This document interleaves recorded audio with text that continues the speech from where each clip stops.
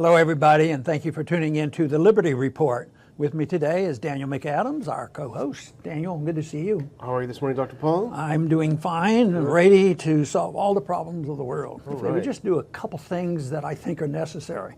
So far, we've been able to get some information out and get some attention, but problems still exist.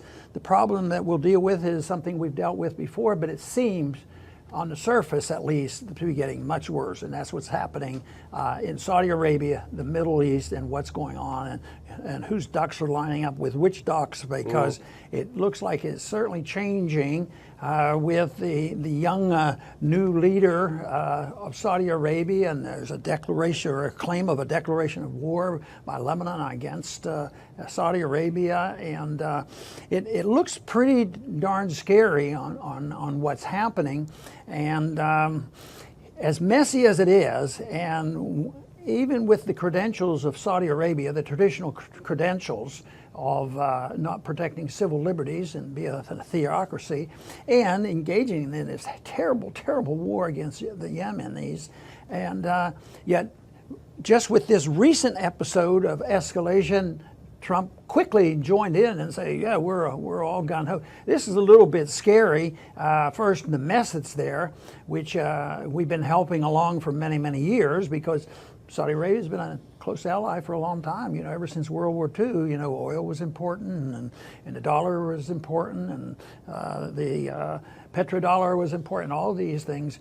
But now it's getting much worse, and instead of maybe moving away from it, it looks like our administration is digging their heels in and wanting to come across as being very, very strong with this new move in Saudi Arabia, and it's supposed to be reform, you know, reform and give more freedom to some of the people in Saudi Arabia, but it has, I think, very little to do with that. I think it has a lot to do with a power struggle going on, and sorting out these players is a job and a half, something that I don't think the United States is capable of doing. We can study it and maybe make some recommendations and reasons why we shouldn't be involved in this mess, but to sort this out overnight and tell people how this should be solved, it's getting out of hand, and I'm sure you have been thinking about this.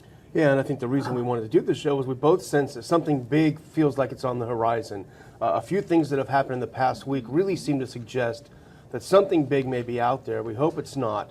But, you know, on Saturday we had a massive purge within the Saudi royal family.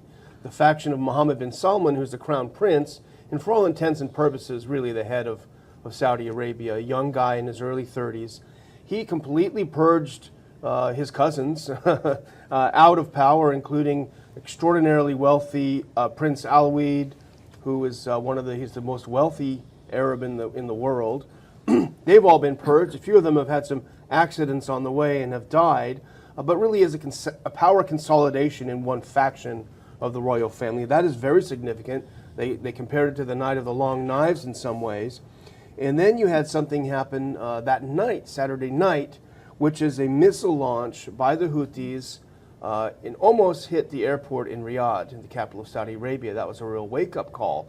But of course, the Saudis and the Israelis have both capitalized on that missile launch and said, this is actually the Iranians attacking us, even though IHS Change, which is the world expert in this, said that it was not an Iranian or North Korean missile. You see all of these things coming together, and then I don't want to go on too long, but the resignation of Prime Minister Hariri of Lebanon in Saudi Arabia, sitting in Saudi Arabia, resigning, and he's part Saudi, and then Saudi Arabia saying, well, Lebanon's declared war against us. This is pretty frightening. Well, and there's also a change, at least publicly speaking, of the relationship of Israel with Saudi Arabia. We have frequently alluded to their willingness to be allies, at least behind the scenes, and not admit it. But now it's out in the open. It's to be known, and they said these are new allies. Well, it's newly policy to explain it or say that it happens, but that again is significant too, because you know some people have claimed that what they're doing is working Israel into this mess and getting them involved in another war in Lebanon. But maybe they're not going to be that anxious to do that unless they know how they're going to handle it better than they have in the past. Yeah, that's true, and it shouldn't be a surprise. This is not some kind of conspiracy theory. The Israelis and the Saudis have almost identical objectives in the Middle East. Iran and Hezbollah are the prime enemy, the arch enemy of both countries. So naturally, they would put aside some other differences and share policy. Yeah, and I think that if people become, once they realize what's happening here, people are going to have to get more involved. But I'm worried more about what our government's going to do. I'm worried about what Trump is doing. I'm worried that he can justify this and say how great this alliance is going to be. Because how can he defend this kind of support for a government like Saudi Arabia? And it has to do with finances. The oil has to be a big issue, but oil might not keep the Saudis going forever and ever. This is a very, very serious power struggle, within the realms of Saudi Arabia. But the bigger picture, I still think there's the big fight between the Shia and the Sunnis, and the Shia, of Iran and Syria being involved, as well as Iraq. I think what's happening is Saudi Arabia is changing, leadership is changing. They're fighting over power, but I think Saudi Arabia has been coming up on the short end, and the Sunnis have come up on the short end, even though they way outnumber the Shia. They're coming up on the short end because they're not winning. The Iranians won more in our war in Iraq than anybody else. I mean, they're close there, and they didn't do badly over Syria as well. And so I think this might be a sign of desperation, and that's when they're liable to do more things. And you allude to the fact how big a thing might they do, and can they control it? And once they talk about, well, they've already declared war against us, so then what is the next step? You can't just sit back. They've declared war against us, and who knows? But how can Saudi Arabia do much without us? Because they even with us, look at the terrible mess they've done, the terrible tragedy of Yemen. And and they're looking for another fight someplace. It doesn't make any sense. Yeah, ironic. I mean, the Saudis are almost a gang that couldn't shoot straight. Everything they attempt in the region to promote themselves, to consolidate their power, has completely failed. And I think what we're seeing here, a lot of this is the fallout over Syria. The Saudis were all in for regime change. They backed a bunch of jihadists. They backed Al Qaeda. They backed ISIS. To overthrow Assad, and they lost. And now this is what we see happening. We also see, you pointed out, Yemen, total tragedy. The world doesn't pay attention. We were just looking at some pictures before the show, and almost just sick to our stomachs. That is a stalemate, to use a crude term. Qatar is a stalemate. Remember, the Saudis, just a couple of months ago, had a big blow up against Qatar. You guys are the terrorist state. You're responsible for sponsoring all this terrorism. And then we did a show just a few days ago where the Qatar former prime minister said, "Okay, but you guys were along with us. we were in this together, weren't we?" So that's a stalemate. So everything is sort of falling apart. And then you see the Saudis, the Israelis, and the Americans lining up against the other axis of resistance, the Hezbollah, the Iranians. To a big questionable degree, what about the Russians and the Turks? Saudi couldn't do anything against Lebanon without Turkish approval. That's unlikely to come. I poked fun at this whole idea of new allies, Israel and Saudi Arabia. But maybe Trump is more influential than we give him credit for. Maybe he has more of a strategy because we see him as flip-flopping and bouncing all around. But he's been very consistent over Iran from the very beginning until now. Yes. And what about, as soon as he was nominated, he called certain people. He called Netanyahu. Mm-hmm. When he became president, I think of his first overseas trip, he went to Israel and to Saudi Arabia. And so that coming together, it's almost like, I'm going to bring you guys together, and this will be part of this strategy. But I think those trips are very, very significant, especially now on how this is unfolding. So we shouldn't have been surprised. We may be disappointed, but we shouldn't have been surprised that Trump jumped on this and said, we support Saudi Arabia. Yeah, and I think he makes it very clear. But also he sent his son-in-law over there. I didn't realize this. 3 times Kushner's been in Saudi Arabia this year, including, I think, just in October, where I believe it was The Guardian reported that he and the Crown Prince, Mohammed bin Salman, they were staying up till 4 in the morning, chatting, swapping stories, and plotting and planning. Just recently, as a couple of weeks before all of this is taking place, so he's outsourced to his son-in-law with no real foreign policy experience.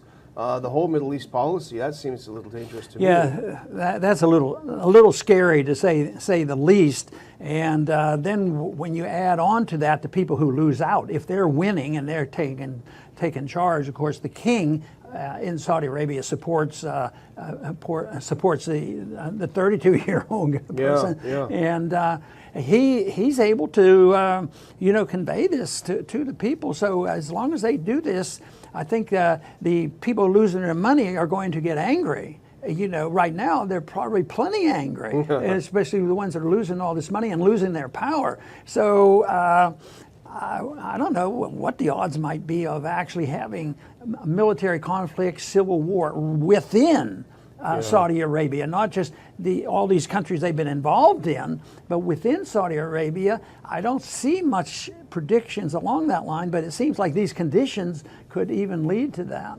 Yeah, and one diversion maybe to really start hitting harder the Shia minority in Saudi Arabia, to look for a common enemy. But I think people have talked about the inherent instability of the Saudi system, and I think that's the case, certainly economic decline. But here's something that was interesting. We both noticed this on Zero Hedge this morning. Apparently Israeli TV, Channel 10, was given a diplomatic cable that the embassy, the Ministry of Foreign Affairs in Jerusalem sent out to all Israeli embassies across the world, and it essentially tells its diplomats to toe the Saudi line on Lebanon. Israeli diplomats must support Saudi Arabia in the war against the Houthis in Lebanon. And it really underscores, we pointed out, that there is a de facto alliance when it comes to the Middle East between the two countries. And this is a little bit more blatant. And that, of course, is the reason why we have to be concerned. But I don't see anything good right now coming out of it, especially with these changes in the past week or two. I think it shouldn't shock anybody that it's gotten worse, but I don't see an easy way out, and this is going to get worse. I just wonder, how long Mohammed bin Salman, his career will be, because they do dispose of people when they don't like them, and I don't even know if it has to do with the support of the people. They say most people who do the work in Saudi Arabia aren't even Saudis. Foreigners, yeah. They're all from out of the country. So I don't know where the support will come from, but there's a lot. This is going to be in the news for a while, and I think it's going to escalate. Yeah, I think I would just close with 2 points. One, I highly recommend an article written by Charmaine Narwani in the American Conservative magazine. It's called, and the title's not in front of me, but something like Hezbollah is not a threat to Americans. Very important article. She's a very well-respected Middle East analyst, and it's about that they're trying to hype up the Hezbollah threat to get the U.S. geared up for a war in the Middle East, and we've got to be careful about this, because when you look at the facts, even the bombing of the barracks in '82, blaming it on Hezbollah when Hezbollah wasn't even formed until '85, which is interesting. The final thought is just as simply, this is blowback from our intervention in Syria and Iraq.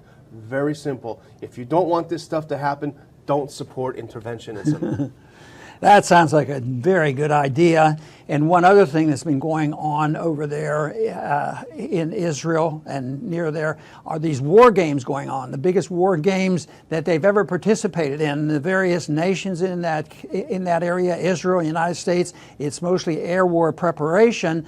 And why did this just come up about a week or so ago, that these war games are going on, and then all this stuff is breaking out? So there are a lot of scary signs that things could get much worse and get out of hand. Sometimes their plans are one thing and other things happen.